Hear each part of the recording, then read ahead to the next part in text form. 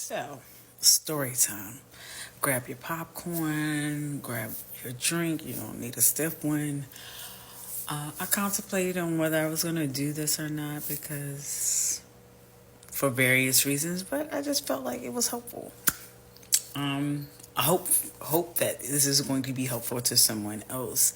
I have taken notes so that I don't forget anything, but just want to share with you guys.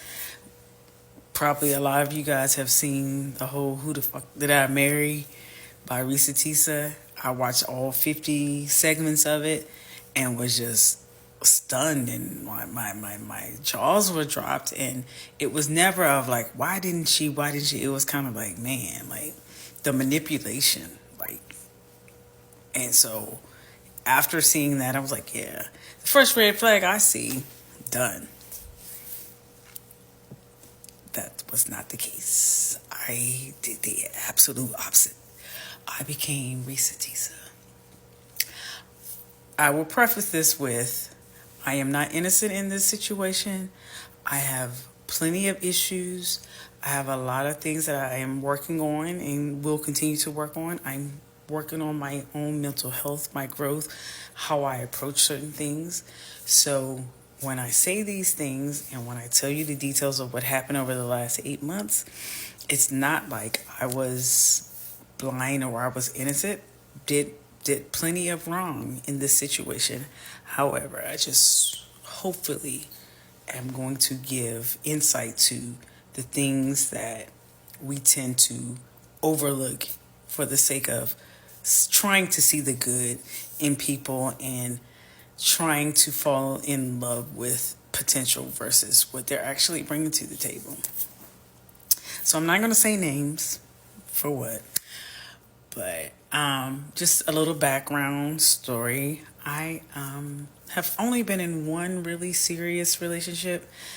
These last 8 months, I thought I was in a serious relationship. So in my mind, that wasn't a relationship because you'll see as I continue to go through this series, I was not in a relationship with this person. So again, just keep that in mind.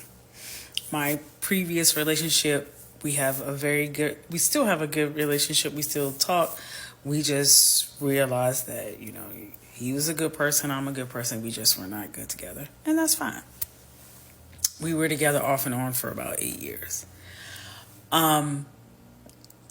I'm giving you a lot of background before I get into the story of what happened so that you know where I'm coming from.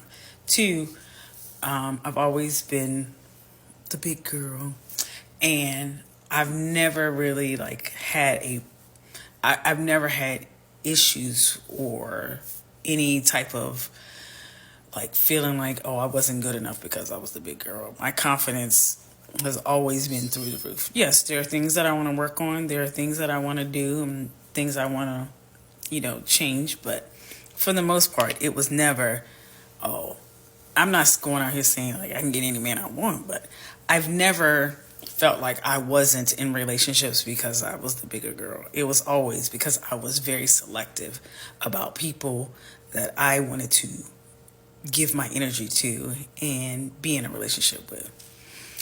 I come from a family of very strong women, women that are very dominating, and I can be that way. I can be bossy, controlling, not gonna lie.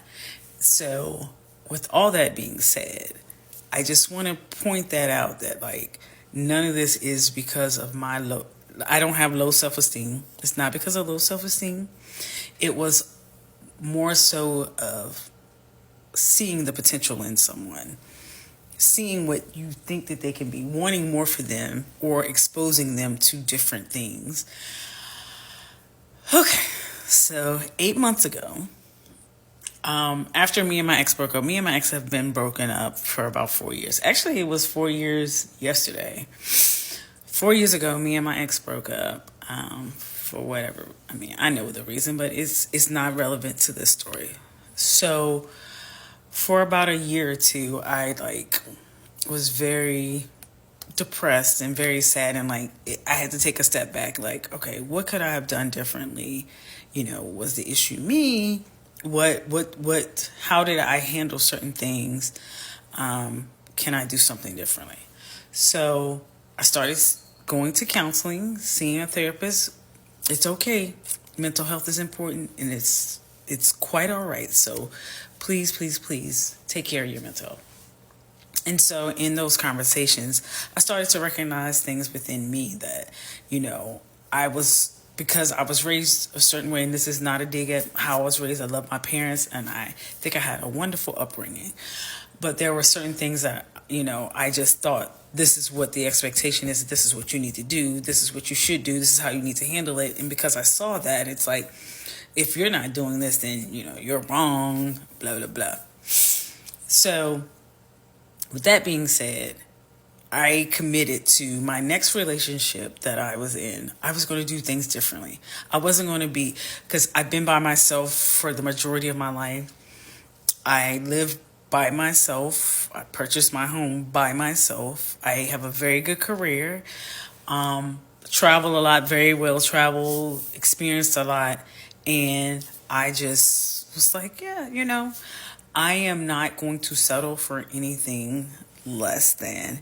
And as I approach this relationship, the next relationship, because the one thing that I think I took from my previous relationship was I did not allow him to be a man. I made him feel less than. And I never want anyone to feel like that, because I understand completely. I've not always been in the position that I'm in now. I've eaten oodles and noodles and waiting for my next paycheck and just excited about getting a fish sandwich from McDonald's with my paycheck on payday. But then the next day I knew it was like, oh, well, I don't have any money left. So I know all of this can be taken away in the twinkling of an eye. So it's not, a lot of people call me bougie. I like nice things. I will not deny that, but I'm not bougie. I don't think I'm better than anyone. I don't think that, anyone is beneath me. None of that. So with all of that being said, that's a long-winded way of me saying 8 months ago, probably about a year or so ago, a little more of a year, I decided to get on Facebook dating. So, talking to multiple people, talk to this person, whatever. Nothing really stuck. I met this one person. Let's see. We are going to call him NT. We had a very good conversation over Facebook dating. He told me he was from New York. And immediately I was like, oh, God. Because my experience in people that I had been dating that were from New York had just not been good. And so I told him that. And he was like, oh, well, we're not all sounds like you've been meeting some jerks and some very, bad people, blah, blah, blah. We're all not car salesmen. I'm like, oh, okay. Different. So we were having conversations back and forth, and I felt comfortable because in my mind, I'm not getting ready to talk to anybody back and forth on a dating app. We're going to talk on the phone because I still don't know how catfish is still a thing. We're going to talk on the phone, we're going to FaceTime, and then we're going to meet in person. I'm not going to drag it on. I'm at the ripe age of 47. At the time, I was 46, that I'm not getting ready to go back and forth. Dating with a purpose, let's do it. So we exchanged numbers, we started texting, talking, FaceTime. And so then a couple days later, he lived in Sumter, South Carolina. And so I agreed. I honestly don't remember what happened, why I agreed to go all the way to Sumter. But I agreed to go all the way to Sumter, to his apartment, to meet him, our first meeting. So our first meeting, we went out. He'd never had hibachi. So I was like, oh, let's go to this hibachi because he loves Chinese food. I know hibachi is not Chinese, it's Japanese, but you get the point. It's all the same. So we go and have a good time. Spend the night. Whatever happened, we did to do whatever. It's like, oh, okay, cool, whatever. Fast forward to probably about a week or so later. He comes to, I live in Charlotte, everybody. I live in Charlotte, and I only have 28 seconds left, so I'm going to say this really quick. I live in Charlotte, so I invited him to come to Charlotte, to my house. Unbeknownst to me, I got this story about his son had his car, so I had to go get him. I didn't have to. I chose to go get him and bring him to Charlotte. Did that. And that's the end of part one. We'll start up again. Okay, part two. So I go to Sumter, pick him up, and bring him to my house. Now, being a single person, I don't do a lot of cooking because I don't eat a lot. So a lot of times I eat out. Came, I'm door dashing, Ubering, whatever. Had a good time, whatever. I will say it wasn't even a flag, but it was just like, so we were here, went into, we did, not but we did the do. And then he went to the bathroom. And then he came back. He was like, now mind you, this is only 2 weeks in. Prior to him, again, a lot of what I'm saying, if my friends and family and church family see this, don't y'all judge me. A lot of people don't know a lot of the stuff I'm about to tell, but I want to be 100% transparent so everybody knows what's what and what the thought process was. Prior to meeting him, I did have encounters with other people. It was never like with the intention of like, yeah, it was more of a fulfilling a need. So fast forward back to when he's here, gonna do whatever. He went to the bathroom and then he came back. He was like, "Hey, you need to empty your trash." And I'm like, "Okay." Long story short, someone I was with prior to meeting him had put their condom wrapper in the trash can and he saw it. But now, I will preface this with, I'm quite sure you had to be digging through the trash to see that, but whatever, neither here nor there. Okay.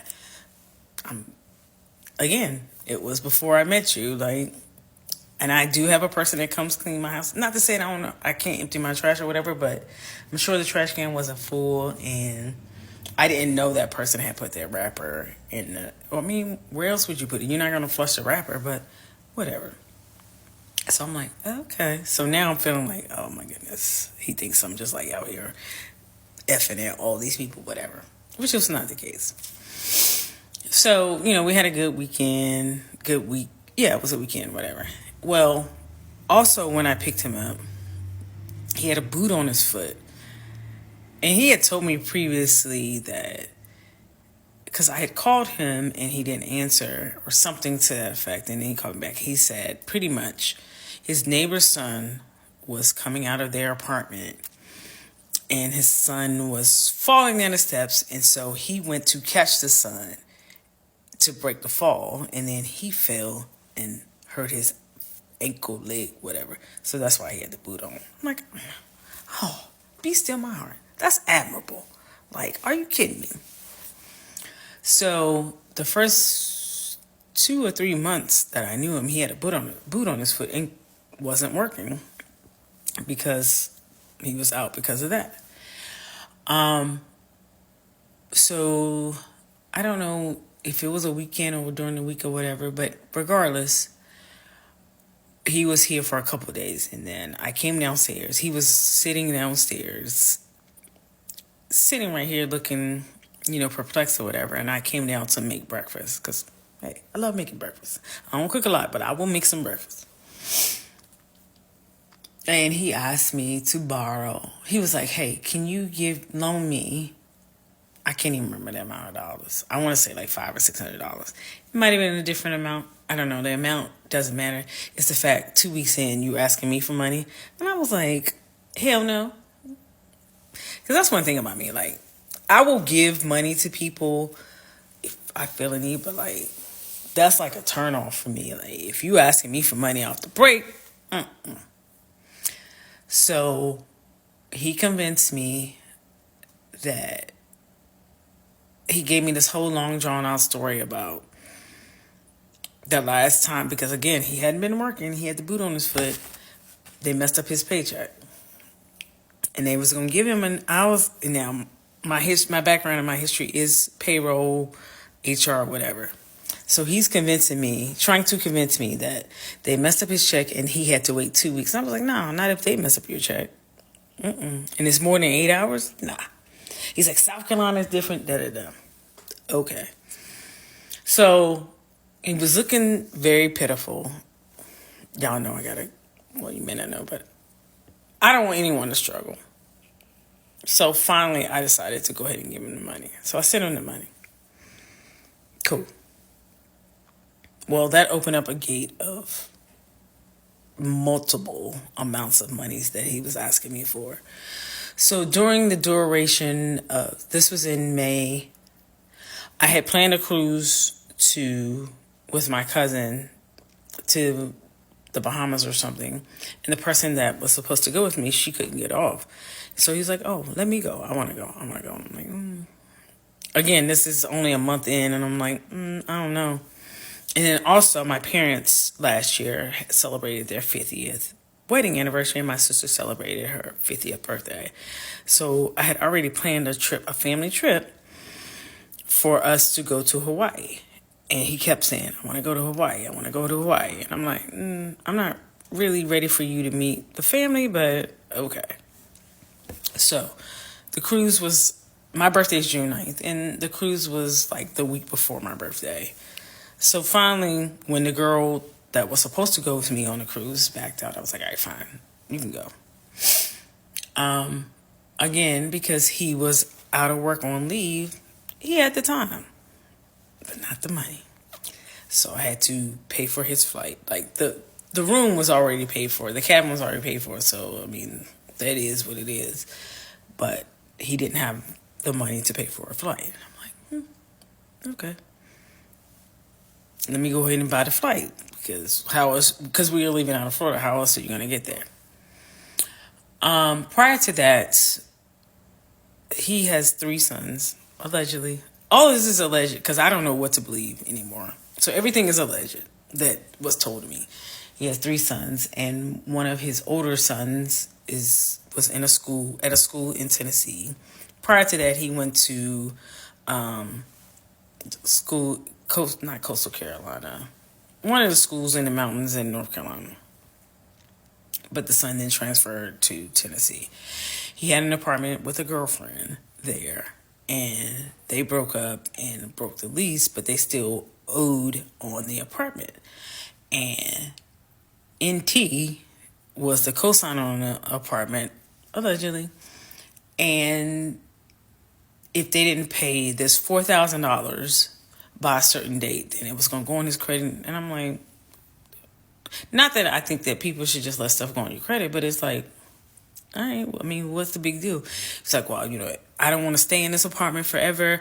I eventually want to find another apartment, and I don't want to mess up my rental history. Just continuously told me, like, how critical it was that he paid this $4,000 by a certain date. Yep, you guessed it. I gave him the $4,000. And he even sent me documents from the apartment complex. Well, because, again, I had a gut feeling like, this ain't right. So when he gave me the document, I looked up the name of the apartment complex. And I called the place because he said they needed a certified check, So I had gotten, but when you go get a certified check from the bank, you got to know who it's going to be payable to.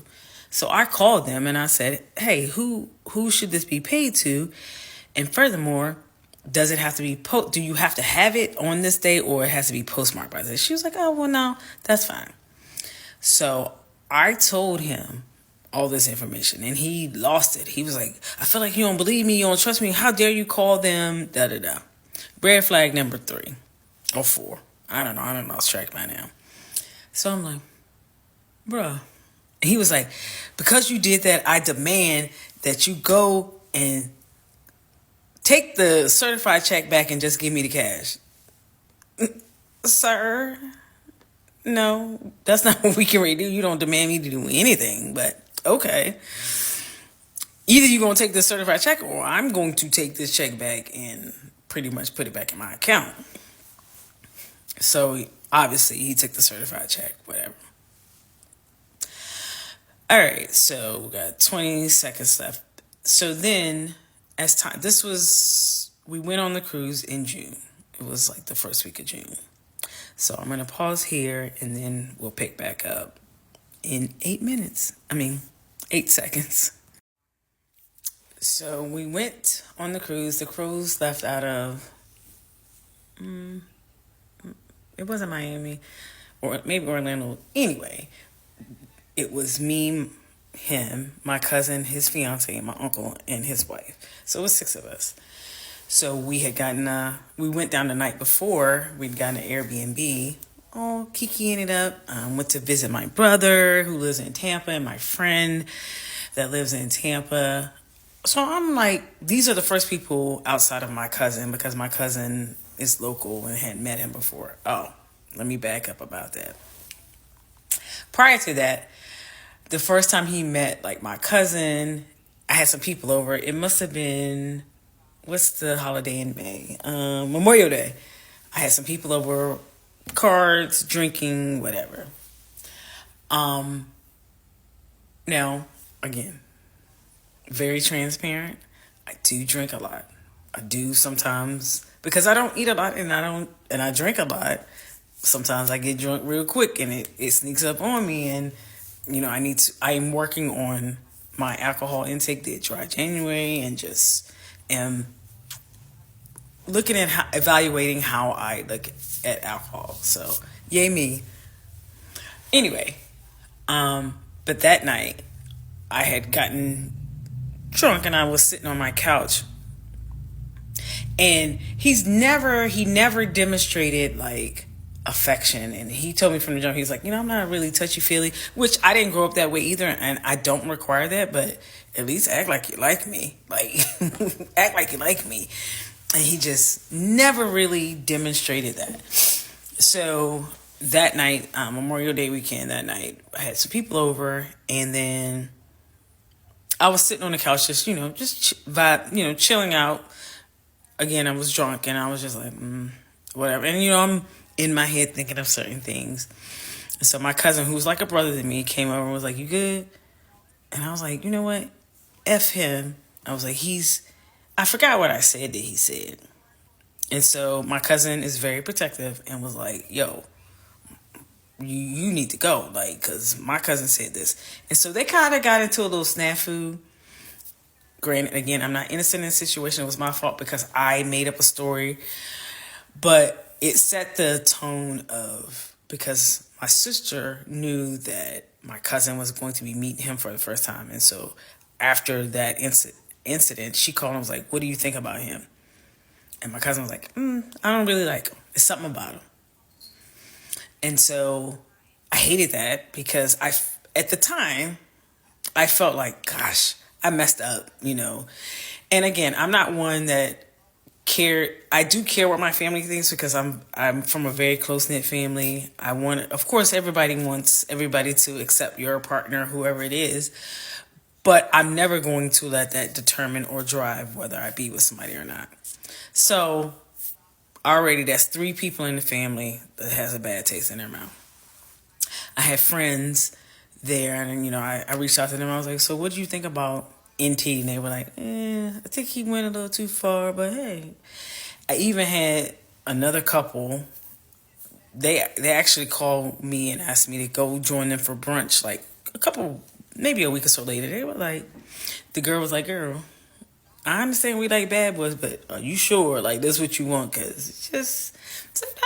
I was like, because behind closed doors," and I'm not lying, and it sounds so cliche, like communication was top tier. Like I never was able to communicate with anybody like I did with him. And he made me see things differently. And I appreciate that. Like, there's a lesson in everything. So I will never take that from him because how he communicated and pretty much got me to look at things differently will never take that from him. And I'm very appreciative of it.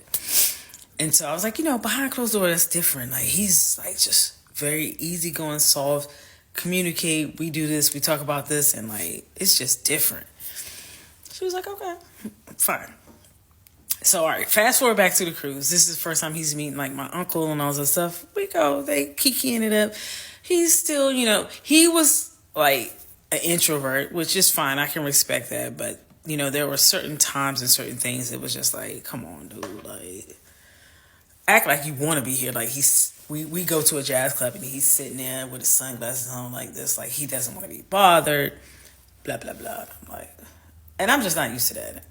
And so we get on a cruise, and the first night we sat at a table with a bunch of random people because somehow the communication got lost. And the table that my cousin and his fiance and my uncle and his wife were at, we weren't at that same table. But I had called so that the next night, the second day of the cruise, we would be there with them.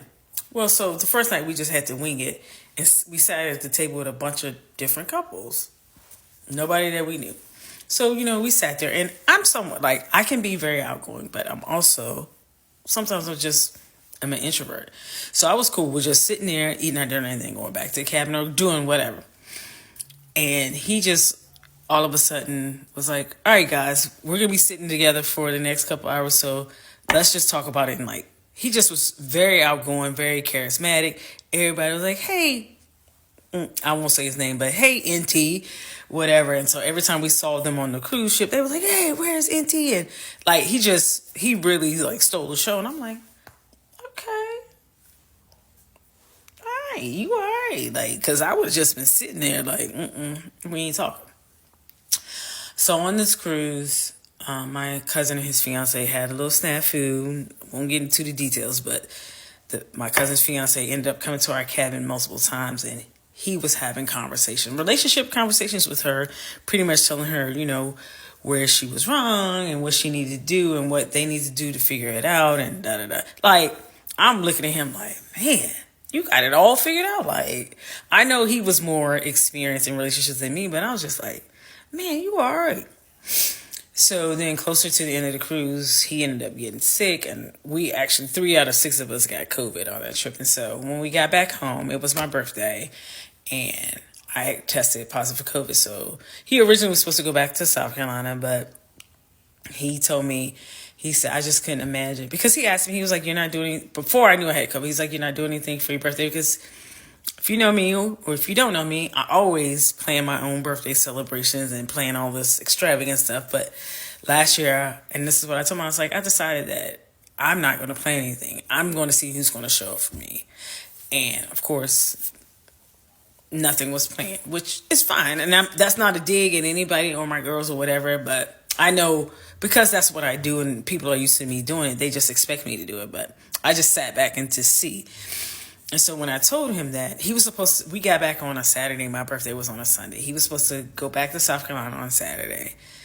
And so, of course, I'm taking him back to South Carolina. Son still has his car. And he was like, I just can't imagine you spending your birthday by yourself. So, no, I'm not going back till Monday. I was like, oh. Let me back up.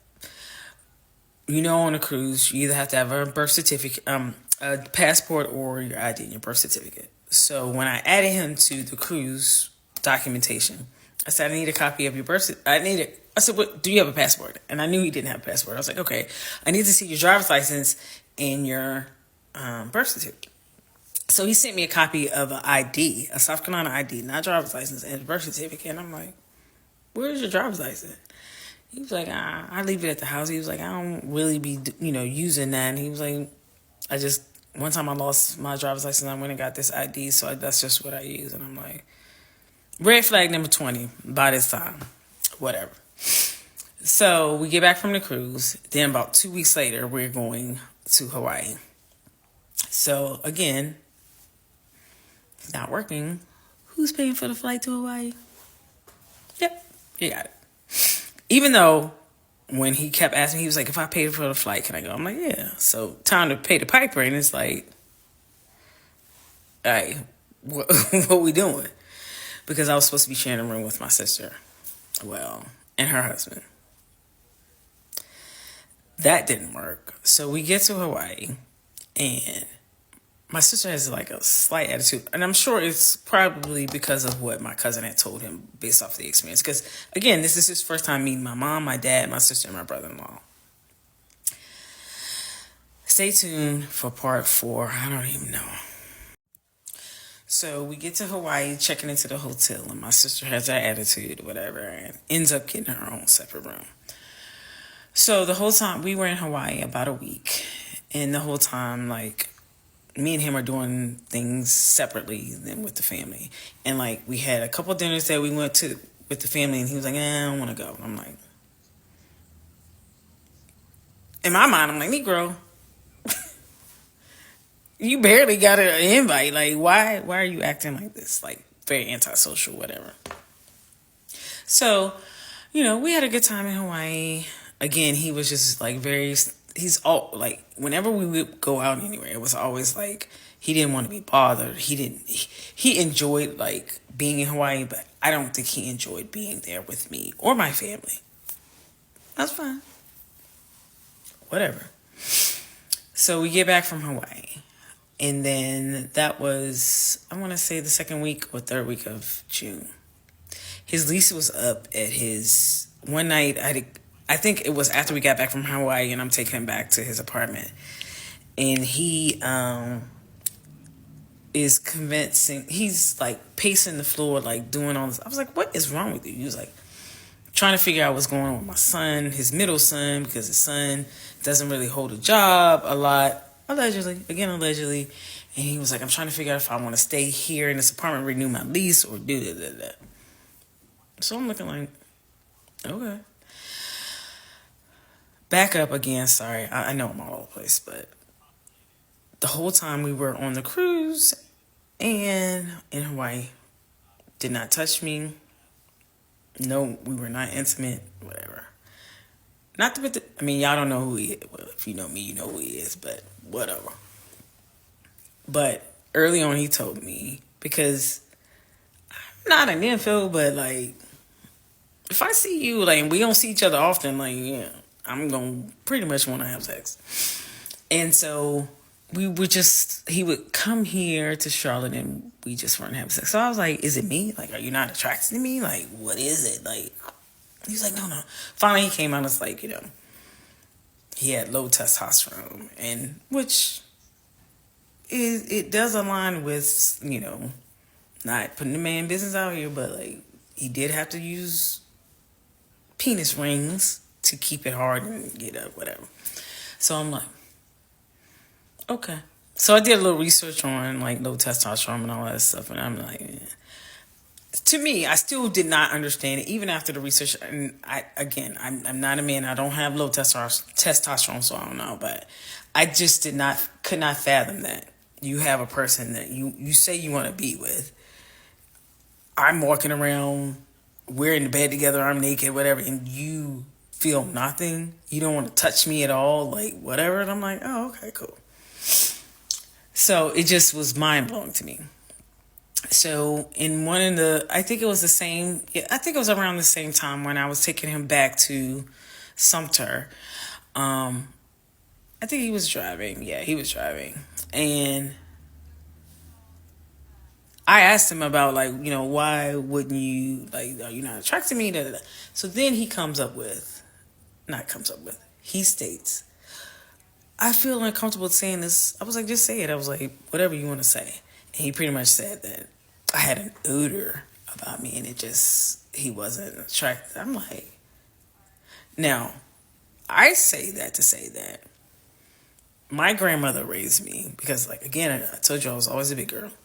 My grandmother raised me, like, if nothing else, you are going to have to stay clean. You're going to be clean. Like, you ain't going to be funky. No bad hygiene, whatever. Raised that way. Now, granted, as we develop and you're having intercourse, whatever, your pH balance can get knocked off. So I'm not saying that. However, I'm like, are you sure? Like, I'm not saying that. I mean, if that's what you say, that's what you say. But I call bullshit. So we had pulled over because I need some gas.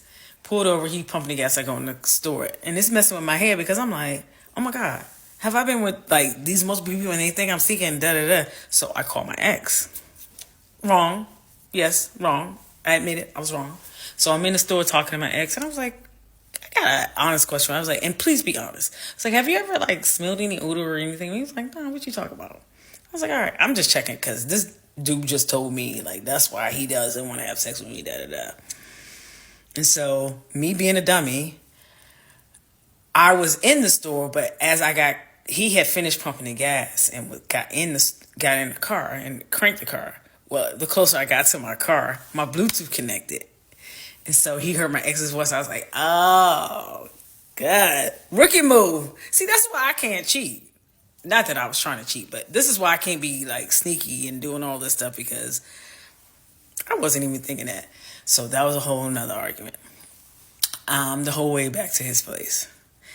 Mind you, also, in the 8 months that we were together, we argued about something every week. Every week there was something. So we get back to his place, and then that's when he's doing the pacing and all the other stuff, and talking about, he doesn't know if he wants to renew his lease, da da da. I'm looking like, all right. So then he was like, what if I move to Charlotte? I was like, oh, that's great. Not thinking that he thought he was going to move with me. Because remember, he doesn't want to mess up his bad rental history, and he didn't want that eviction on his record. So I'm like, well, it's some cheaper places. I was like, whatever. He was like, well, what if I move with you? And I was like, nah, I don't do no shacking up. That ain't what we already do. And I was like, what you gonna do about a job? He was like, oh, I'll find a job. I was like, nah, definitely not moving without having a job. I'm big and bad. Like, I'm standing on business. About mid-January, I think after July 4th, he convinced me, or I was stupid, whatever. I wasn't digmatized, but I was something. I don't know. I was smoking, if he was slipping crack in my food or whatever, but I agreed to allow him to move in with me without having a job. So when he moved in, he brought just clothes. And I'm like, if you don't know me, just to give you background, I have a 5-bedroom house. Primarily because I needed the closet space, because I have a lot of clothes and shoes. And I'm not bragging, whatever, but that's just why I needed this mini bedroom. So the thought of somebody else bringing in clothes and shoes and stuff, I'm like, I don't know where you're going to put this stuff.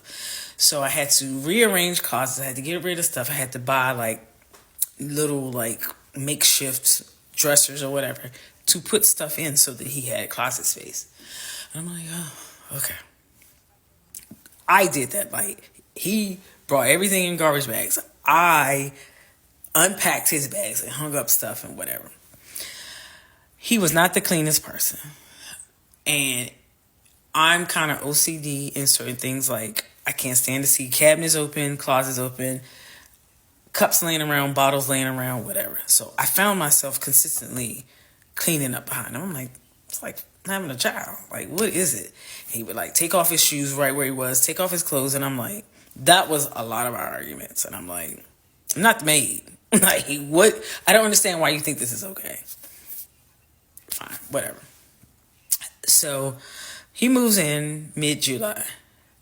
Of course, did not tell my family or anybody, because I know it was stupid, and it was like, you moved in with no job, because he quit the job that he had. And he did have the job, because I did take him there twice.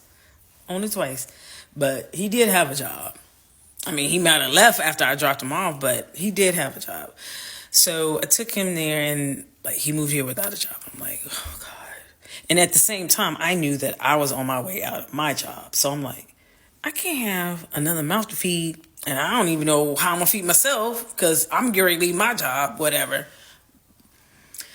It was just not a good decision. But again, when you're in love, it won't even lust. And it wasn't in love. I loved him. Don't get me wrong, but I don't think I was ever in love with him. I was in love with the potential and what it could be. So move in. We had getting used to, if you've lived by yourself for a long time, then have somebody in your space. We had a lot of things that we were bumping heads on. Stay tuned for the next part. Part 4, 5, 6, who knows? Who's counting? I just need to get this out. So, moving in, we're having our weekly arguments. It was about multiple different things, mostly my drinking, which I'm not saying it was not a problem, but it was a scapegoat in my opinion. There were a lot of things I just didn't understand. I'm here still working, and you laid around watching TikTok and you laid up in the bed and it's like, I'm looking for a job because I'm not taking care of anybody. And even though I did. So in the meantime, there were things that would come up like, oh, my phone gonna get cut off today because I ain't got no money. So I'm sending him money to pay a phone bill. His son needed something. I'm sending him money for this. I'm sending him money for that. And I'm like, wow. It was exhausting. And I finally was like, this is too much. Like, what are you going to do? I was like, what would you have done if you never met me? So in between that, I can't remember what month it was.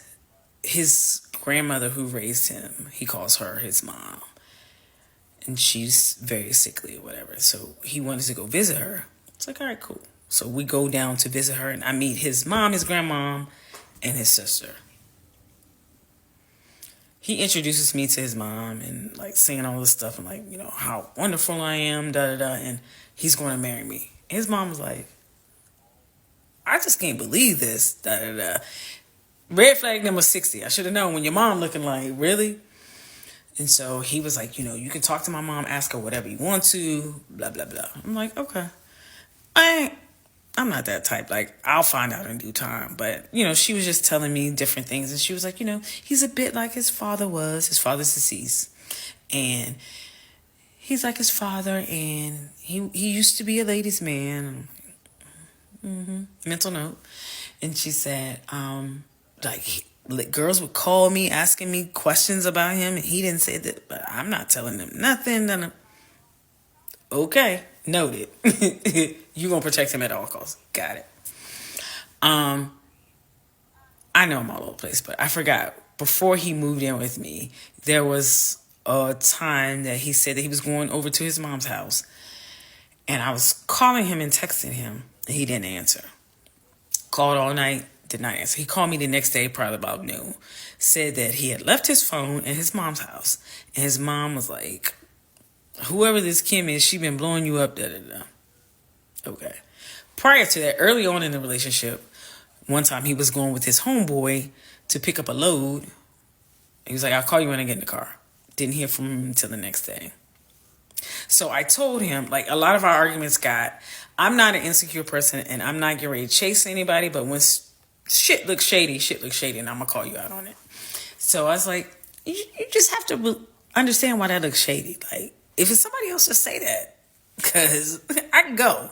Like, you can go, I can go, whatever. Like, whatever. It's like, it was always me being negative and always me making up stories in my head and me thinking the worst. He literally had me believing, like, am I really that bad? And he said, you're just so that if I'm not in your sight, you have a problem. No, not at all. Because if you know me, I'm a loner. Like, I like my space. I don't need anybody in my sight. So it's like, yeah, all right. So he just kept leading me to believe that I was being ridiculous and I was being clingy and needy and needed to be up under him. And he just didn't do with that, whatever. So, you know, we're together, we're living together, we're having our arguments about various things here, there, and the third. So one of the things that I had picked up on early on, even before he moved in, I'm like, I don't see a toothbrush. Like, where's this guy's toothbrush? So when he moved in, I'm like, well, is he using my toothbrush? So I was like, what toothbrush? He was like, oh no, I got a toothbrush in there. And then I'm like, Never heard him use a toothbrush. Never saw him use a toothbrush. I'm like, so one day I was looking, I was like, are those your teeth? He was like, yeah, why? And I'm like, they don't know. I was like, it's okay if it's not, but those I just don't think those are your teeth. So we were going to brunch one Sunday, and I don't even know what we were arguing about. And I was like, are those your fucking teeth? And he was like, no, they're not. God, like, what difference does it make? He's like, I was embarrassed, which I get that, but why lie about whether you got dentures? After that, it was like, mask off, because he would walk around leaving his dentures on the table, never, and I'm like, bruh, I respect that those ain't your teeth, but I don't want to see them laying on the table and laying here and there. And it's like, my mom wears dentures, and so I know, like, you got to still brush them and clean them. And I'm like, where's your stuff? So I'm going to the store, buying him the denture cleaner, like, let's just put them in here, soak them, whatever. Another point was I never saw him use a washcloth. Like, he would use a new towel every day. And I'm like, what? What's a washcloth? I was like, you don't use a washcloth? He's like, no, I use my hand. What? Okay. Back to the conversation where he said that, I had the hygiene issue. And he was like, I used to be a big guy, so let me tell you, this is what I do. Like, giving me instructions on how to wash. And I'm like, sir, no. And he just pretty much was like, see, and like rubbing his hand and like trying to put his hand in my face to let me smell. I was like, we not like that. Like, it's okay. Like, you don't have to worry about me ever asking you to have sex, because that ain't what we get ready to do. So fast forward to he finally got a job. But in between time, I traveled a lot for work, and then I had some like personal trips that I planned before I knew him. And so as I'm going back and forth, he has full access to my house, driving my car, because again, his son has his car. So he kept saying, I want a PS5. I want a PS5. I was like, I'm not giving back no grown man no game. Nah, not gonna do it. He was like, why not? Da da da. So he also developed a relationship with one of my friends in Tampa, and so much so that he got her phone number from me and like had conversations. Like, I don't know how to reach her. Talked about my drinking and whatever, and she gave him advice or whatever. Blah blah. Then let's say that was August, September. September he started working. September I left my job. September 11th I left my job, and I went on a sabbatical to South Africa for 2 weeks. He was here. We would talk, whatever. Of course, because of the time change, we wouldn't always. But, he said he liked his job. Everything was going great. Da, da, da. So, in one of the days that I was gone, I have cameras all over my house. So, I know when the garage door is opening, when you come in, when you're backing in the driveway, whatever. So, one night, he didn't come home. So I'm like, okay. So he pretty much said that he was with his homeboy in Rock Hill. Rock Hill is not too far from here, and he got drunk, and his homeboy wouldn't let him drive home. So, which I can respect. However, this is about month 5 or 6. You never mentioned any friends, because he always said, I don't have any friends. I don't really have any friends. Now you magically have a homeboy in Rock Hill that you were kicking it with. I was like, oh, okay, well, who is this homeboy? And he said somebody. I was like, okay, well, let's go hang out with him next time when I get back. He was like, all right, we can do that. Of course, I didn't press the issue, because if I got to do all that, like, it's not even worth it. But whatever, still stayed around. September, my family has not a family reunion, but a family gathering at home in Virginia. I'm from Virginia. And we go home again. Had too much to drink. I have a dog. I got a dog in a puppy in July, and he wanted to name the dog this, that, and the third. I'm like, I'm paying for this dog. Like, I'm thinking and that was always his thing. He was like, you don't have the mentality of a person that's in a relationship. You have that single mentality. But at the same time, it's like, you're laid up in my house with no job. I'm sorry if I don't. I'm not saying that what you're saying is not important, but when it comes to the decisions of the house and what I'm paying for, yeah, those are my decisions. He had a hard time with that. And then he made me feel some type of way, like, oh, maybe I should change my attitude, da, da, da. But got the dog, whatever. And so we went home to Virginia for this family event. Had too much to drink. Well, my dog was like running around, and somebody was leaving, and he almost got backed over. My cousin took the dog to him and was like, hey, watch him, because they knew I was, knocked out, whatever. He was like, oh, no, I don't really F with dogs. What? So, yeah, I don't really F with dogs.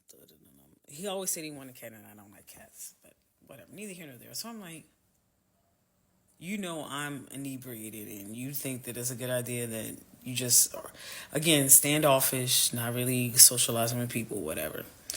So I'm like, all right, fine. So we get back, and I don't know what happened.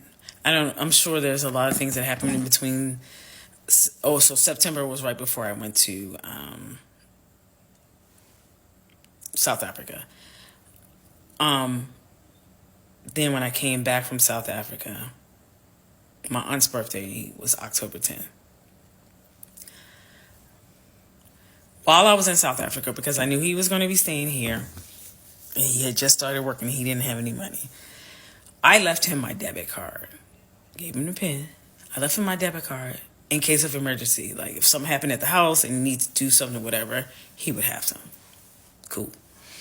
So while I'm in South Africa, I'm looking at some transactions. I'm like, I have a Harris Teeter grocery store not too far from my house, and then across the street from there, there's a Walgreens. Now, the debit card that I left him is not my main account. It was just money I would throw in there for whatever reason. So when I look at the transactions, I see that he went to Harris Teeter, did a balance inquiry, then withdrew some money, then went to Walgreens, did a balance inquiry, and withdrew some money. Well, my bank was, that debit card was Bank of America, and when you do non-Bank of America ATMs, you're getting charged not only for using a non-Bank of America ATM, but you're also getting charged for doing the inquiries. So I called him, I was like, why are you doing the inquiries? Like, what do you need to inquire about? Like, stop doing it. And I was like, and it's a Bank of America not too far. If you need to get some money out, you need to go to Bank of America. He's like, all right, cool, whatever. So fast forward to the weekend of October 10th.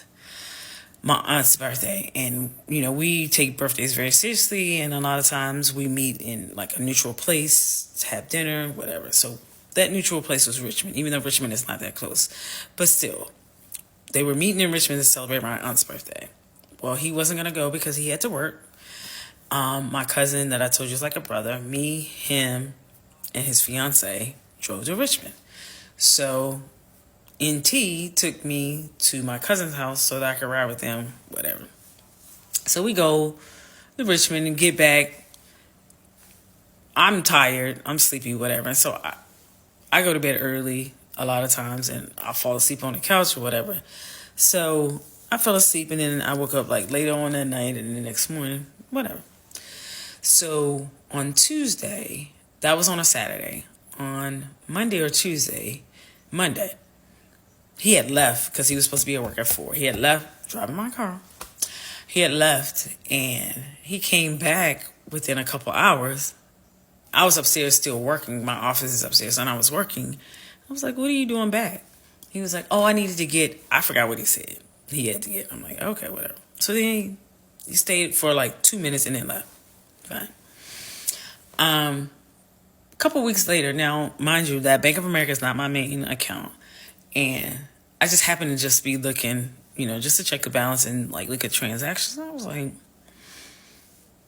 Harris Teeter ATM, Walgreens ATM. I was like, what are these amounts? And so I said, did you take some money out of my account? He was like, no. I was like, what is this all about? So I'm like trying to like think. Like, I know for certain, first of all, I wouldn't go to the ATM in Harris Teeter because you can get cash back, which is free. So I'm like, I know I didn't do this. Like, I know I didn't. And I'm like, oh, man. So he's convincing me. He was like, well, some people, did you give your card to somebody? Because sometimes they can make a copy of it. And I was like, no, I didn't. Okay. I missed an important piece. I'm sorry. I'm all over the place. So I have a friend. We're going to call him Dollar. That we're real cool. Like, we used to mess around a long time ago, but we're 8 years in, and we just have a very good relationship. But we're still cool. Well, he has a dog and a puppy and all this other stuff. And prior to me getting my puppy, I told him I was getting a puppy. And he was like, oh, well, we have to have a puppy date. And I was like, yeah. And I knew I had some travel plans going on for the next few weeks. I was like, but yeah, this week I should be home.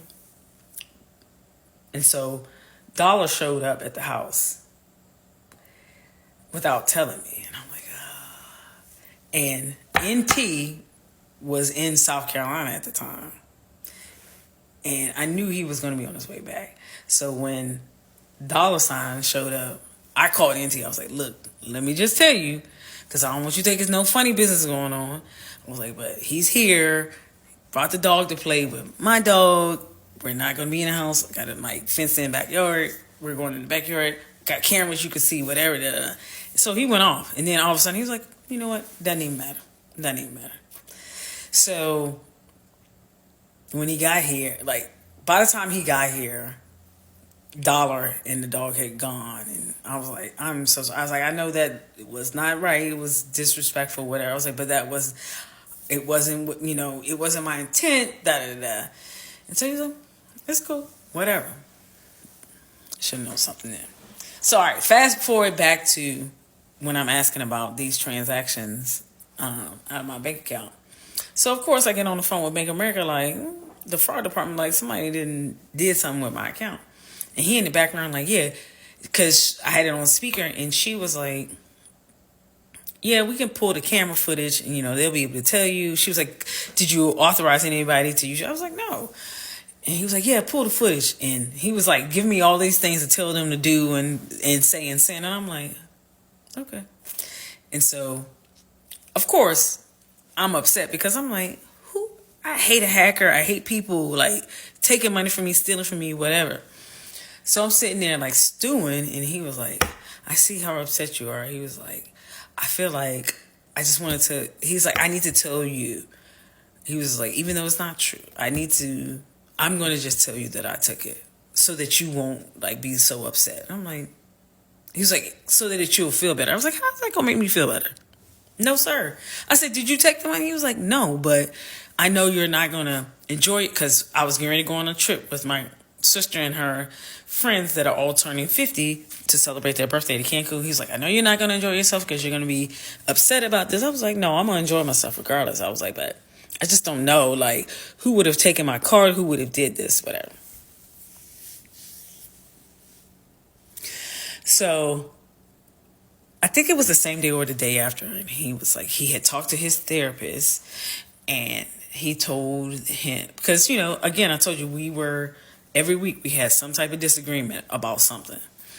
And so he was like, I think that we're just going to have opportunity for all of us to have for both of us to have a conversation and talk about, you ask me anything that you want to ask me and I'm going to tell you the truth and vice versa. I'm like, all right, cool. So I'm firing off different things because here's things that I never believe. I said, do you have a driver's license? He was like, no. I forgot. I said, are you cheating? Nope. I said, I can't remember what I was firing off. And so then he always thought that I was cheating. Don't know why. Didn't ask why. I mean, I asked him why, but never really gave me a good reason of why he thought I was cheating. So went through all this. So when he admitted that, he didn't have a driver's license, and I asked him why, and he said he had warrants out for a seatbelt ticket that he got when he was younger in New York, and they contacted South Carolina and blocked him from getting a driver's license or taking a drive, whatever. So I'm like, yeah, all right, whatever. So after that, I'm like, all right, cool. Like, everything is out there. You've told me everything, we good. So I go to Cancun in November, having a good time, whatever. So Bank of America calls me. And they tell me that, we're not going to honor this claim because it appears as if you gave sorry, my phone was getting low. It appears you gave authorization to somebody, and we have the footage. Here's the footage. So we're going to take that money back. Stay tuned for my conversation after that. So you guessed it. He's the one on the video. So I called him. I said, I'm going to ask you one more time. Did you take money in my account? I said, I just got off the phone with Bank of America. Did you take money in my account? He said, why? They said I did. Yeah, I did. And went on to say he was mad and was to get back at me because he knew I wouldn't notice it. For whatever reason, he thought I was just like rich. Yes, I live comfortably, but I'm not rich. Like, I know every penny that goes in and out of my account. Now, I might not check my account every day, but I know. Mama knows. So He was like, I was just mad because of the whole dollar situation and how disrespectful it, and I was just hurt, and so I wanted to hurt you back, and I knew that would hurt you. I said, I don't believe that because the amounts that you took were very specific. Like, and why would you go to two different ATMs and do that? Make that make sense. Anyway, so I was like, all right, we'll just deal with this when I get back. He was like, I'm just going to go ahead and leave. I was like, no, you don't have to leave. Because me, I'm thinking like, no, you don't get to leave early and not face me and tell me why. So I wanted him to still be here when I got here so he could look at me and tell me like why he did this. Anyway, get back. I wasn't mad at first. Then I got mad again. And then I'm just like, I went through multiple emotions. And so like in our next blow, of course I brought it. I was like, at that point when I got back, I'm in my own home. I'm thinking I could leave my purse anywhere. I'm putting my purse, hiding it in this closet, hiding it there because I don't know what you're capable of. Like so remember the conversation where I said on that Saturday when he picked me up and I went to sleep early, he had went out. I checked the camera footage. He had went out and got money from my account that first time. The second time was that Monday when he came home mysteriously from work. He came, got my debit card, and got some more money out. So now I'm like, well, I can't trust you. Like, I'm hiding my purse. And I'm like, oh, I'm in my own house hiding my purse.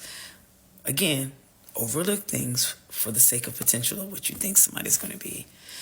So all of that took happen. Thanksgiving come around. He said he had to work.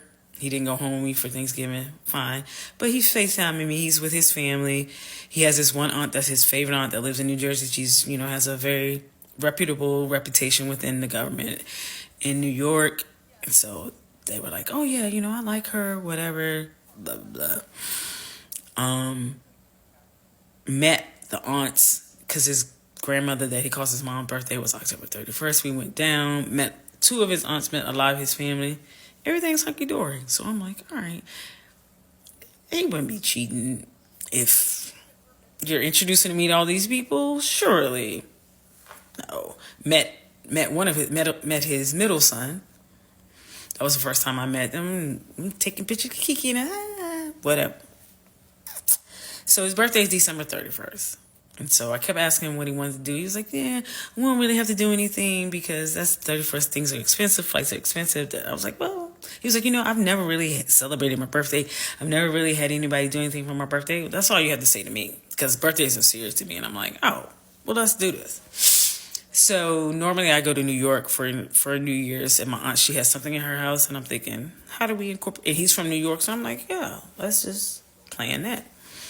Well, he was like, actually, what I would really like to do is go back to Hawaii. He was like, because I love Hawaii. That was a whole vibe. He was like, let's just go back to Hawaii, like later on in the beginning of the year.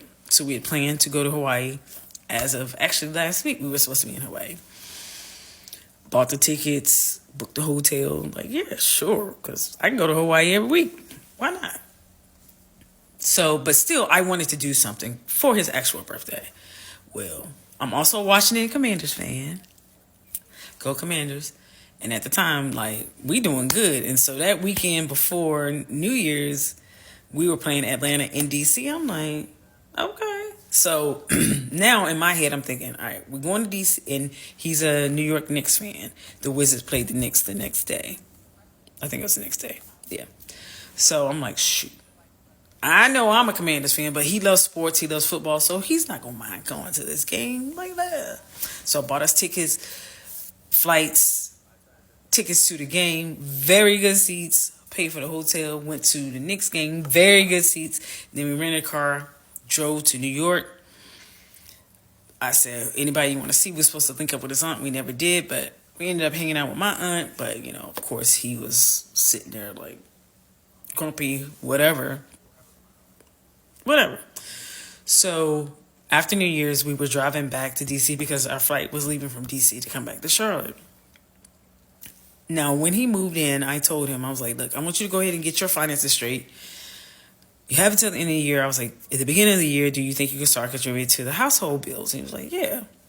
So I'm thinking like, you're getting yourself established, whatever. So he never he started working in September, from September to December, and never paid a dime on anything, food, anything. Like, oh wait a minute, he did send me $200 one time. Sorry, don't want to misquote anything. He did send me $200 one time. It was like, I know it's not a lot, but here you go. Fine, I like the effort.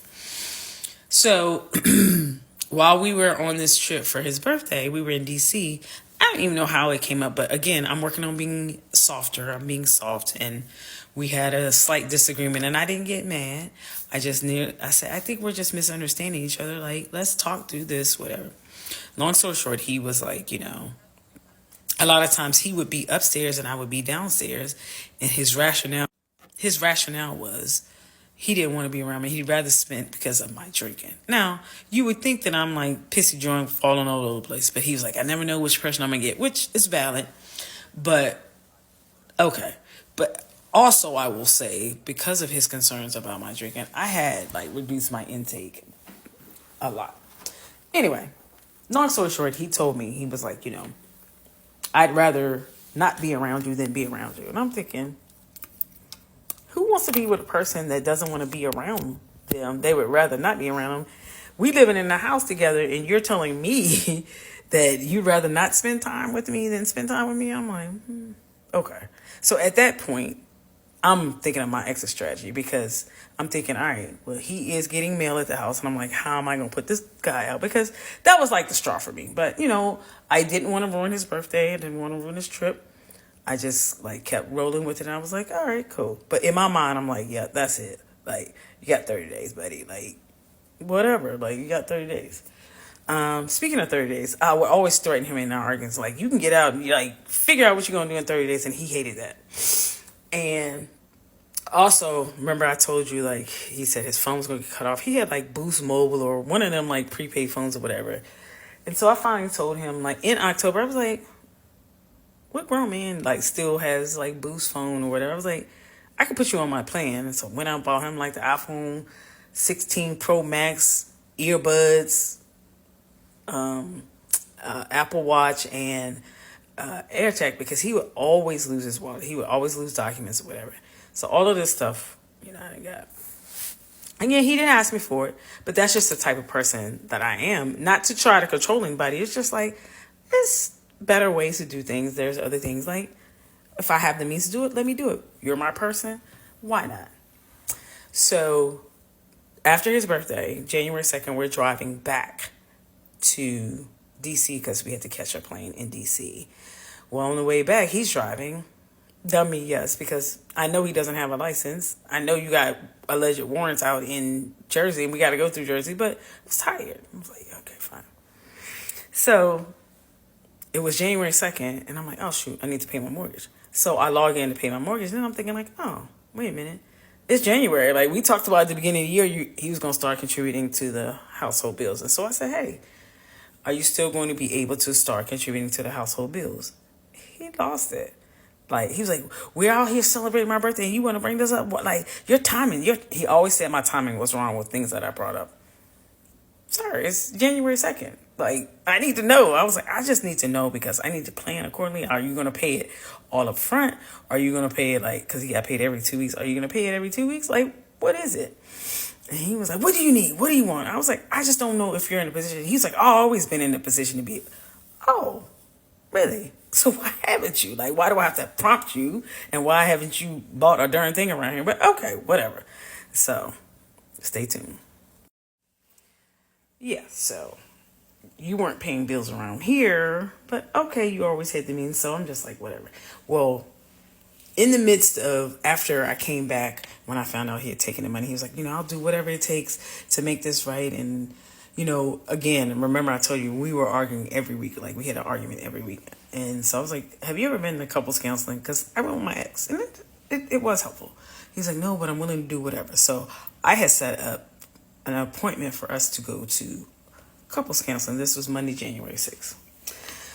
So, I'm sorry, I'm looking at my notes because I feel like I left something out before I get to. Oh, remember I told you about the foot injury? That was the other thing that I asked him about.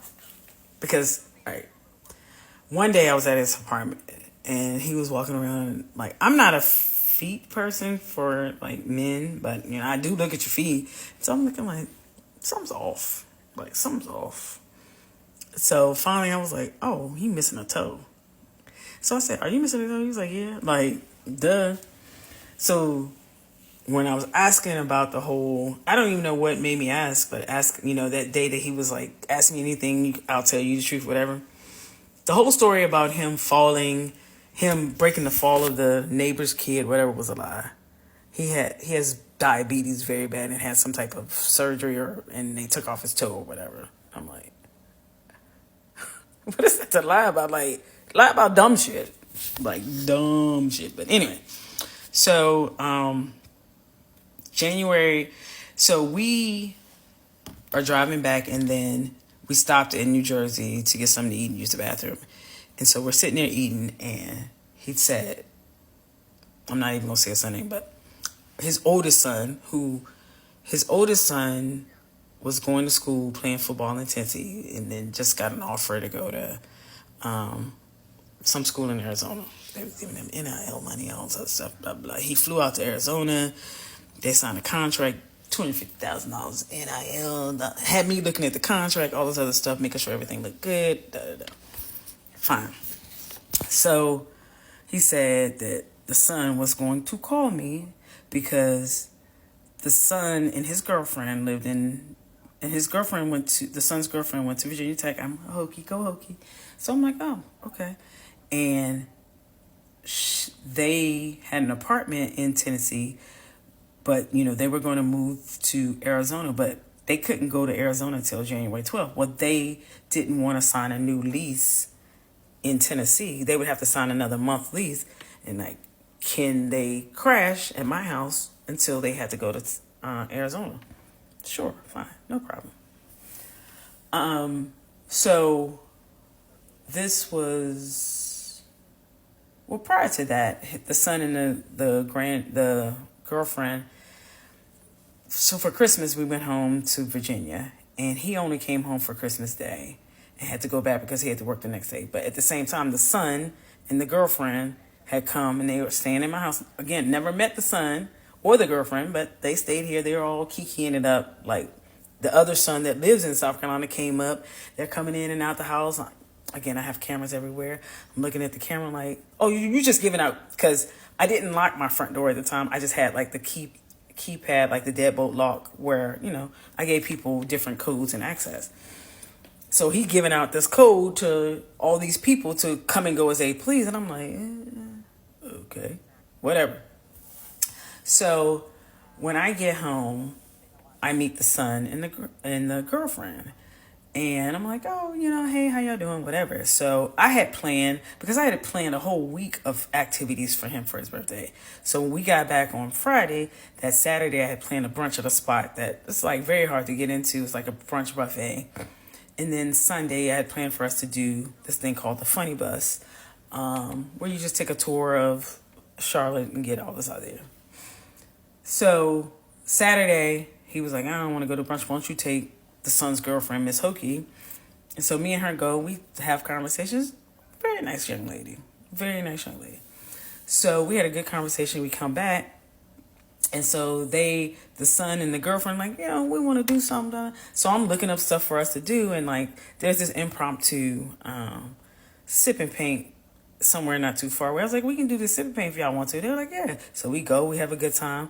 Well, if you're from Charlotte, and it's not only in Charlotte, but like Steak 48 is hard to get into, but I found reservations late for us to go to Steak 48. I was like, oh yeah, y'all, we got to go to Steak 48 because I love me some Steak 48. Expensive as all get out, but guess what? It's worth it to me. And it's your birthday. So here we are, we go out, we celebrating, and he's like, man, thank you so much. And the son is like, wow, this is amazing. I was like, yeah, I just want to provide an experience to let people know that like, this isn't just stuff, like we can do this type of stuff, like you can achieve this too. So Sunday, nobody wanted to go on the Funny Bus, so money wasted on that, but whatever. So Sunday, I don't even know what we did Sunday, but whatever. So Monday, him and I get up, we have this couple counseling session at 11 o'clock. We go, I meet with the counselor first for 30 minutes, then he meets with the counselor for 30 minutes, and then we both come together and we talk about, what it is we want to get out of this, all this other stuff. So after this session, I'm like, he was like, how do you feel? I'm like, oh, I feel good. I was like, because that was allegedly his first time going to counseling. And so I was like, how do you feel? He's like, I'm good. He was like, I'm hopeful that, things will change and that we can work through this, da-da-da. Sure, great.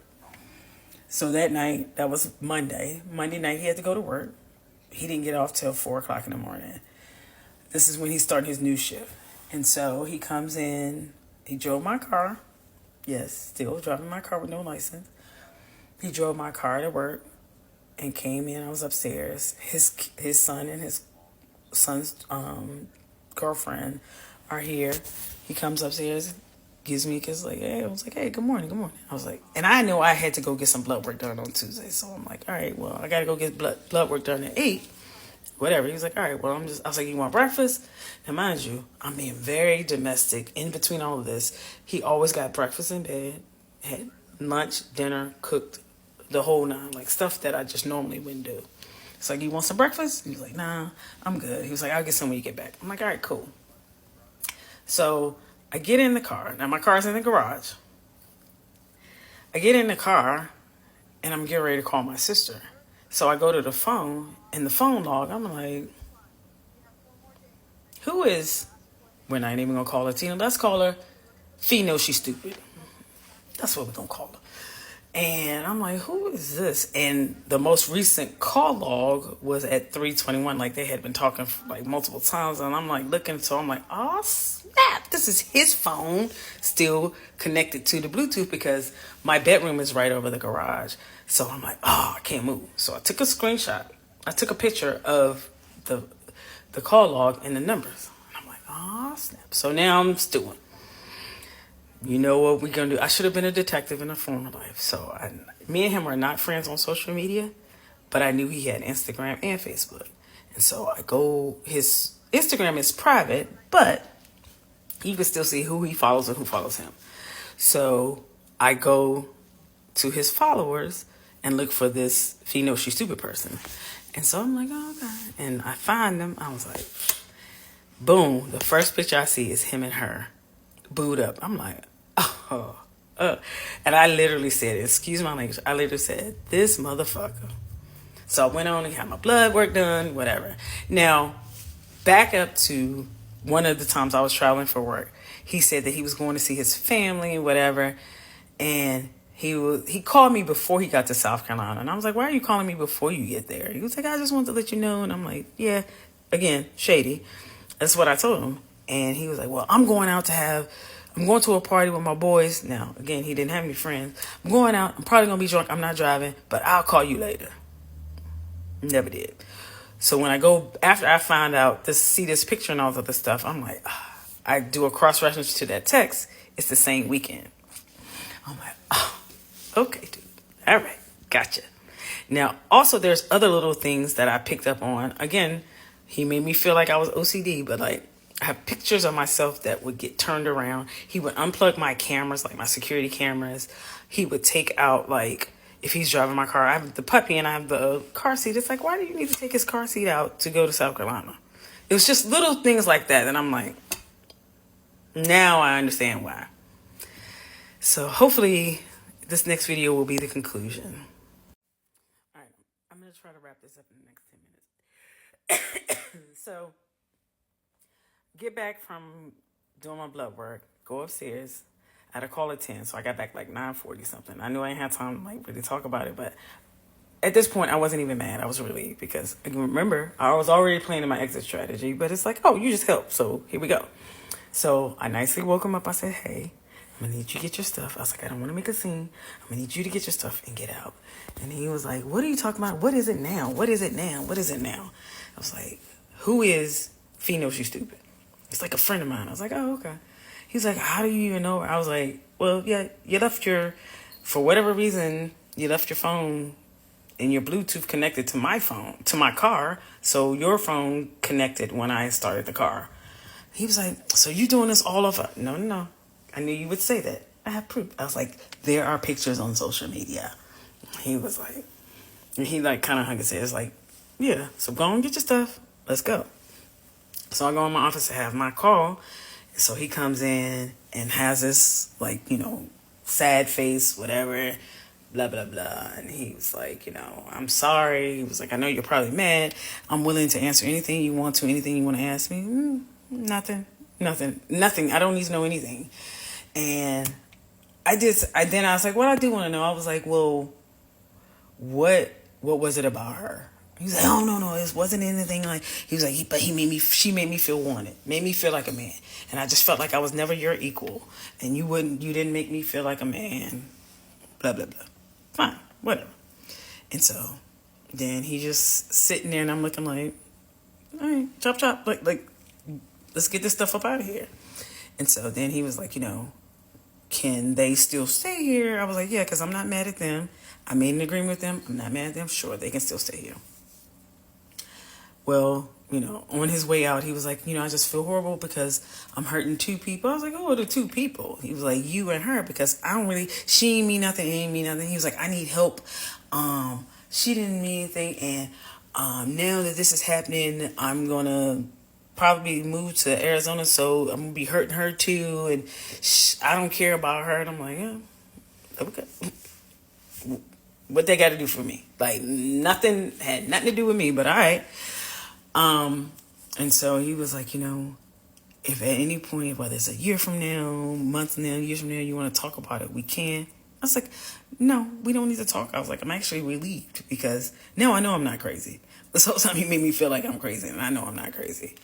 And then he was like, I'll never meet a caliber woman like you. You'll always be the one that I fucked up with.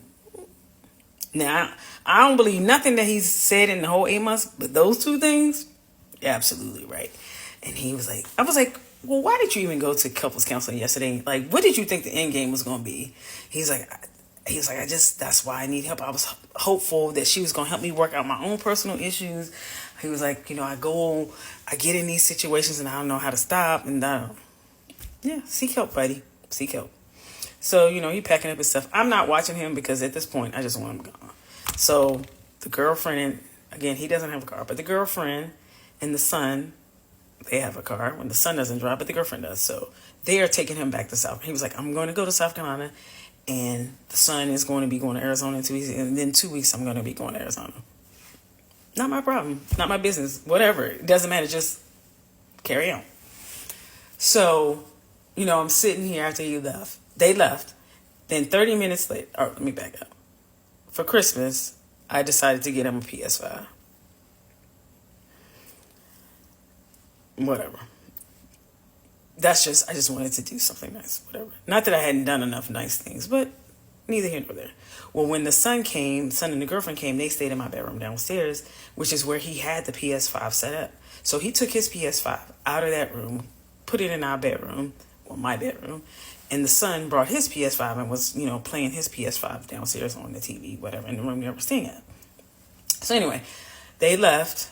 30 minutes later, the doorbell rings, and I'm like, and I look, and I'm like, it was him, and he was like, I need to get my shoes. Now, mind you, it's thousands of other clothes here that he needs to get in, thousands of other shoes, but it's like, I need to get my shoes. I'm like, all right, whatever. So I let him in. Again, I'm not following behind him. It's like, do whatever, just get your stuff. So the son said, I'll be back. We'll be back later on. I'm going to visit my little brother. I'm like, all right, cool. So then, as time goes on, I'm sitting here stewing.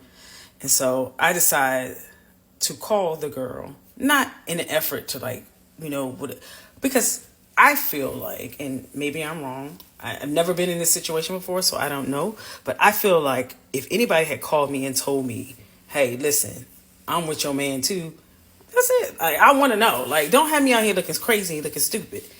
So I sent her a text and I was like, yep. I don't know if you knew about me or not, but I just want to let you know that I thought I was in a relationship with him for the last 8 months. You do what you want to with this information, blah, blah. So then she calls me, and she was like, and I was like, yeah. I was like, look, I don't want no drama. She was like, no, he here now. And I'm like, so he left here and went directly. The kids took him to her house. And I'm like, oh, okay. So then he knew that it was me on the phone, so he grabbed the phone from her. He kept grabbing the phone from her, hanging up, hanging up. So I'm like, whatever, they can have it. But then now I'm mad at the kids because I'm like, what? So I called the son. I was like, did you take him to her house? He was like, no, ma'am. I took him to my grandmother's house. I was like, oh, okay, cool. So the kids come back about 11 something because I changed all the codes on the door. So they couldn't get in. So they had to call me to let them in. So I let them in. And then the next morning, the son comes like, Miss Kim, my PlayStation is missing. I was like, oh yeah? Okay. And so I'm telling them, like, look here, look there, look there. They're just like, then the girlfriend is like losing it. She was like, we got serial numbers on it, and like calling me a bitch. And all. At that point, ma'am, you're going to have to go now. They implied that I had taken the PlayStation 5. Why would I take y'all PlayStation 5? Yes, I wanted my PlayStation back from him, but why would I take y'all PlayStation 5? For what? For what? What I'm going to do with a PlayStation 5? So at the point that she called me a bitch, I was like, now I'm going to have to ask you to leave. So they packed up their stuff and they left. So about an hour or two later, Charlotte Mecklenburg's finest come knocking on my door. And I'm like, do you have a warrant? They were like, no. She was like, this is just a civil call, whatever. I was like, what is it? I was like I told them, do you really think that if I took their PlayStation 5, I would allow them back in the house? Like, what sense does that make? That doesn't even make sense. And the girl was just going off. And I was like, I asked them to leave because it was just too much. Like, I don't want the drama. I'm like, I'm ready to move on. So that happened, whatever. The police, she was like, well, that's all. I'm just doing my job. Fine. They left, whatever. So then I felt bad. I felt a certain type of way. And I felt bad because before I put them out, I told the son, I said, listen, do you remember when you had that? Did you have an apartment where you had to pay $4,000? He was like, yes, ma'am. I was like, who do you think paid that? I was like, you do know that your dad stole from me, right? I was like, you should be loyal to your dad. I want you to be allegiant to your dad, but please know that I'm not the person. I'm not the villain. You probably should check your dad because he's a con artist. He's a scammer. So check him. And he was like, I just want to know where my game is, and like was visibly upset. So I don't have kids, but that broke my heart. Like to see a child like know that their dad is messy and got them involved in some mess. I was like, man. So I told him, I was like, listen, a couple days later, I was like, you know what? I feel really bad that, whatever happened to your PlayStation, I'll replace it. And he said, okay, well, what about my games and my, like being real greedy about it. Like, what about my games and I said, listen, I said, I'll replace the console. And I'm only doing that as a good faith effort. So you know that I wasn't the one that took it. You need to check your dad. So I'm like, now I'm pissed. Like, these ungrateful. Whatever. So then a couple days later, Fee Knows She's Stupid calls me from her other phone. Playing games. Gosh, I thought I was going to be able to get this. I should be able to get it done in the next video. All right. I got to get in this 10 minutes because I know you guys are sick of hearing this story. So, left. The cops left, whatever. A couple days later, I told him about buying the PlayStation 5. Well, Fee Knows She's Stupid called me and we're comparing notes. And pretty much they had been talking since July. And those times that he was going to South Carolina without me, whatever, and not answering the phone, he was going to see her. He was driving my car, taking her to the movies. And I'm like, I got personalized plates on my car. How you know? He pretty much was paying her bills. He was FaceTiming her from my house. I told you I have somebody that comes in and clean my house one day. He was FaceTiming her and my housekeeper was in the background. And she was like, who is that? And he was like, oh, that's my housekeeper. She was like, well, if we together, you don't need to pay anybody. I can come clean your house. He was like, no, I'm in a contract with them. And I have to stay with this contract for the next year. So it's cool. Okay. But that explains why, like, he was FaceTiming her, like, turning my pictures around or getting rid of my pictures. Or when he was taking out my dog's car seat, whatever. It's because you live in a double life. And so he would go see her, and he said it was his car. And then one time, obviously they were together, and I was calling him, and it came up on the Bluetooth, and she was like, "Who is Kim?" And he was like, "I don't know. I got this, the person I got it from, I don't know how to get their call log off of here and their contacts. I don't know who this is." Okay. And he said that he spent Christmas with the son's girlfriend's family, and that the food was nasty. And like, that really pissed me off because my family can cook, but whatever. But he was with us and my family, so I'm regular sending her receipts. And then at the point, she was like, "Well, he said that this was," remember I said we went to Steak 48. And of course he took pictures by himself, and then me and him took pictures, and I showed her the picture. She was like, "He said this is an old picture. Can you send me the timestamp?" I said, "No, not getting ready to do that." I was like, "This is exhausting." I was like, I wanted to be respectful and give you that information, but I'm not getting ready to do this back and forth. And so at one point she had called me, because he said that he blocked my number. I was like, "Oh, okay," because he still has stuff here. And so she was like, "Call him, and I'm gonna be on three-way and see what he says." Phone went right through, and he answered. And he was like, "Yeah, I'll probably be there Wednesday to get my stuff." And I'm like, "All right." And she was like, "Well, call back and say you miss him." And I was like, "Mm-mm." I was like, "That's not what I'm going to do." I was like, "I'm actually not going to do any of this." I was like, "Because this is high school." I was like, "I don't care enough anymore." I was like, "Again, I gave you what you needed. You do with it what you want to." She was like, "Oh, one thing about it, I'm a praying woman and God don't play about me." And she was like, "You got to play the fool in order to play the fool. And I'm pretty much going to tell him when I get home, he got to get out and go back wherever." Not now. Okay, fine. None of my business. Do what you do. So then about a week later, she calls me ahead of time, and she was like, "Do you know somebody named Ernestine?" I was like, "Yeah, that's his youngest son's baby mom." Long story short, he had told her he was supposed to pay her property taxes. He told her that he couldn't because I stole $900 out of his account and gave her this screenshot of a Zelle payment. Make that make sense. Like, you Zelle somebody, but I stole your money? Bruh, please. It was quite, I laughed when she said that. So then later on that night, she called me as if she had never called me before, with him on speaker, and was like, "I'm sorry to bother you, but did you take $9?" I was like, "Yeah, right, for what?"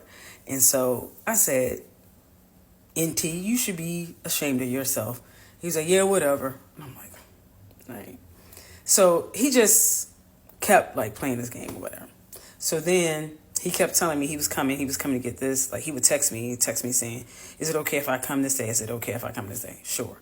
Well, finally I was like, "Nah, I gotta start my healing journey. Let me get this stuff up out of here." So I took it all to Goodwill. I took all his clothes and stuff, which 90% of it I bought. So it really pained me to do that, but whatever. So then the son calls me and was like, "Oh, yeah, I'm still looking for the PlayStation. We haven't seen it."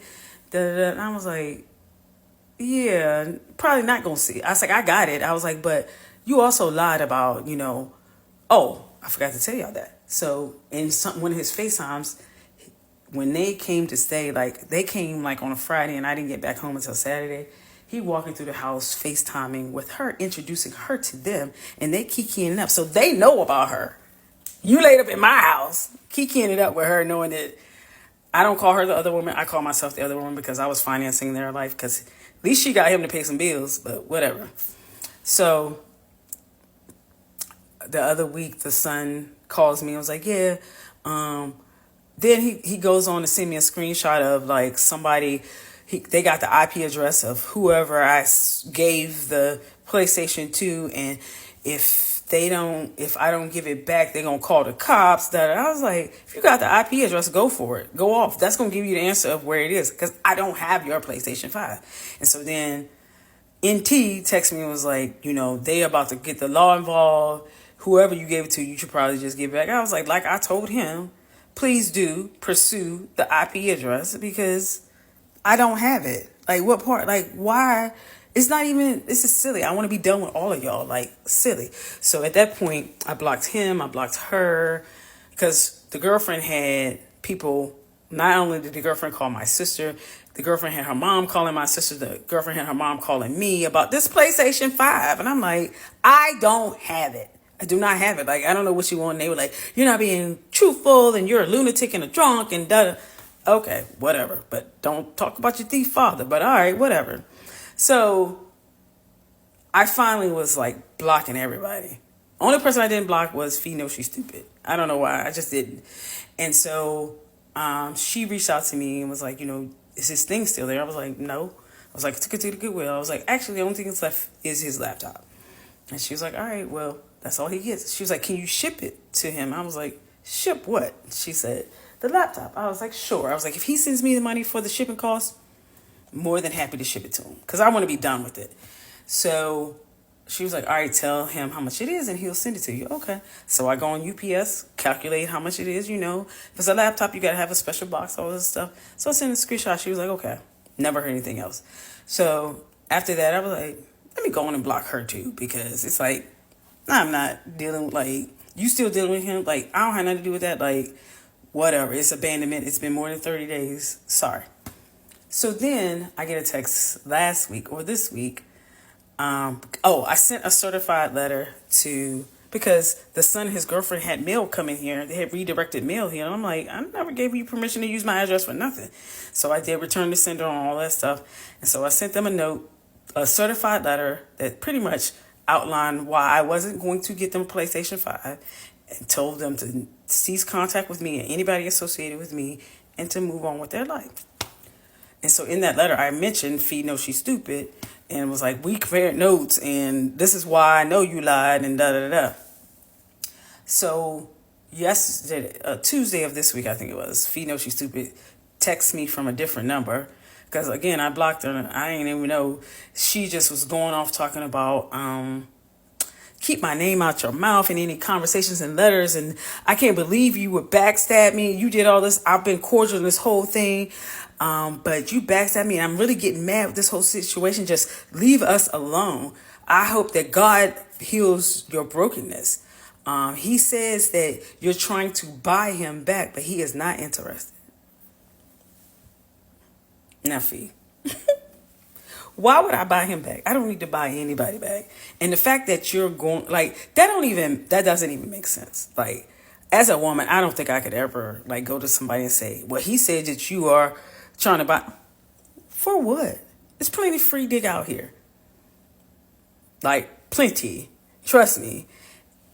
Make that make sense. Not to mention, like, in the whole time we were together in 8 months, we may have had sex 5 times.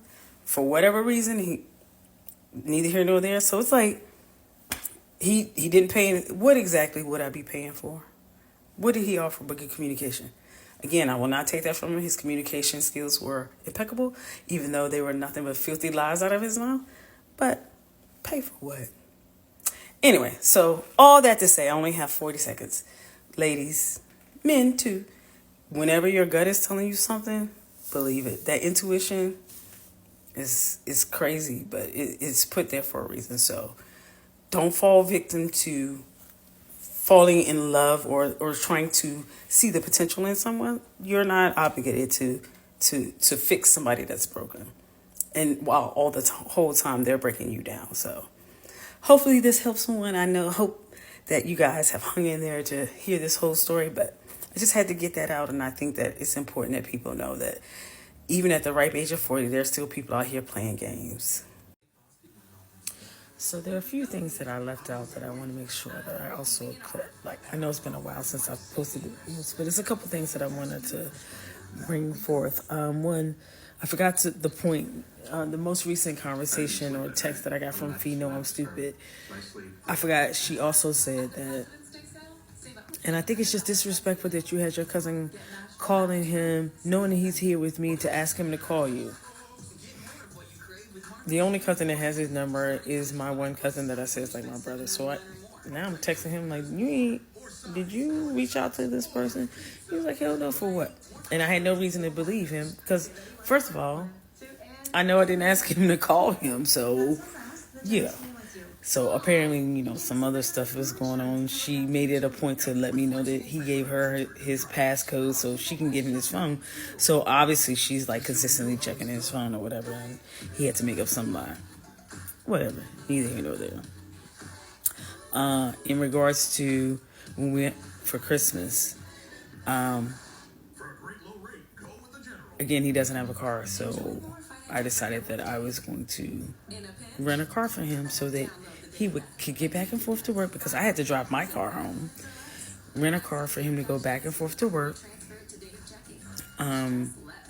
Did that. No sooner than I rented the car and we go our separate ways. I'm heading to Virginia. He heads to South Carolina. Okay. She asked me, Fino, I'm stupid, was like, well, what about this month thing? I was like, car rented. It's not his. And he had made up this whole elaborate story about his truck was messed up, so that was the rental car that he had to have. And even went as far as to, because I did have some like lights on my truck, where like, you know, I'm missing, like I need some spark plugs, or I needed a headlight or whatever. He went as far as to go into the garage and take a picture of it. So, because she was like, yeah, he sent me a picture of, you know, his truck was messed up. That girl, that's my truck, but whatever. And it's not messed up, it's fixed. But anyway, and so he had convinced her that, you know, he had that rental car because his truck was in the shop, and he needed, you know, that they gave him that rental car. And I was like, girl, no. Send her a receipt to show. Guess we rented that car for him so he would have a way back and forth to work. Also, he had a Christmas party, a work holiday party. We went, meeting his coworkers. He introduced me. Everything's grand. So I'm like, okay, you got me going to the work party. I must be official. There were, you know, times when he would pick me up from the airport if I was traveling, greeted me with flowers. I'm like, oh, this is sweet. And like, after finding out that he was the one that stole the money from me, of course he was picking me up from the airport. But I had two of my homegirls with me, and of course he had flowers with, and they were like, girl, oh my, and they eating it up, and I'm thinking, y'all only know to have, like, now I will say, there were times that like he did sing my praises in front of people, and like people were like, this man loves you, and they just didn't know what I like. And I never wanted to like drag him through the mud or anything like that. So I just tried to save face and was like, yeah. You know, so I'm looking like, well, how could you not, they're looking at me like, how could you not appreciate this man? He does this, no. Y'all don't know what I know, but all right, cool. So we also took holiday pictures, me, him, and my pup. Before I took the holiday picture, I was like, don't have me out here looking stupid. Like, and he was like, no, I think this is fun. Like, we could do it, whatever. Matching outfits. We do the whole night.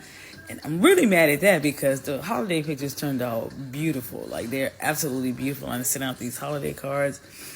And when I reached out to Fino, I'm stupid, the one thing that she was most upset about was because they were supposed to do matching pajamas for Christmas.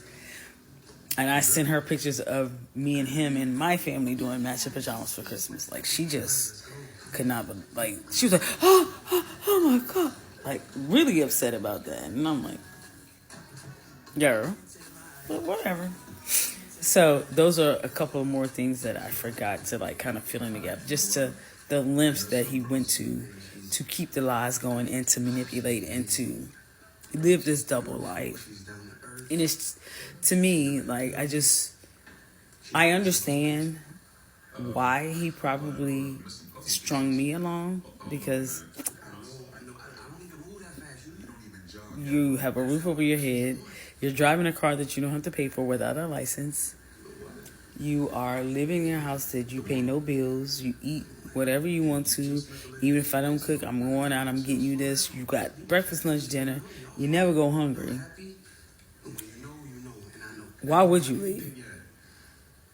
And like a lot of our conversations were, you know, he would ask, why do you think I would leave you? He was like, I know how good I have it. Like, why do you think I would leave you? I would never leave you. I would never leave you. I would never leave you.